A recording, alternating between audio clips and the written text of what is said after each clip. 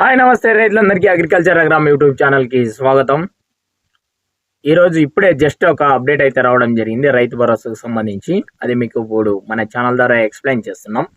రైతు భరోసా వచ్చేసి ఈ నెల 30 తారీఖున రిలీజ్ చేస్తామని చాలా వరకు ప్రకటనలు వచ్చాయి కదా, మీరు కూడా చూసింటారు. కానీ ఇక్కడ కొత్త ట్విస్ట్ అయితే ఈసారి చూసే అవకాశం ఉందని అయితే మనకు అందుతుంది సమాచారం. అయితే గతంలో ఏ విధంగా మీకు రైతు భరోసా అందింది అనేది పక్కన పెడితే ఈసారి వచ్చే రైతు భరోసాకు చాలా డిఫరెంట్గా ఉంటుంది. 9,000 కోట్లు అనేది ఆల్రెడీ సిద్ధం చేసుకున్నట్టు అయితే తెలుస్తూ ఉంది. ఒకటేం మారుగా రైతులకు వేసేయాలా, లేకుంటే రోజుకు గతంలో ఏ విధంగా అయితే కొనసాగుతున్నాం, ఎకరాకో రోజు, 2 ఎకరాలకో రోజు, 3 ఎకరాలకో రోజు, అలా ఆ విధంగా వేయాలని అయితే చూస్తూ ఉన్నారు.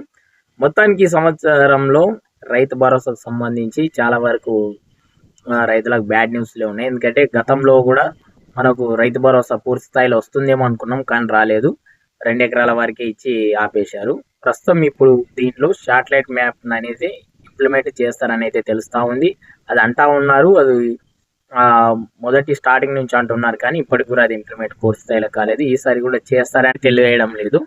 ఒకవేళ శాటిలైట్ మ్యాప్ ఒకవేళ పరిశీలించినా కూడా రైతులకు పెద్దగా ఇబ్బంది ఏమైతే ఉండదు. చాలా వరకు పంటలు అయితే సాగు చేసి ఉంటారు. అది దాని ద్వారా అయితే వాళ్ళు చూసుకోవచ్చు.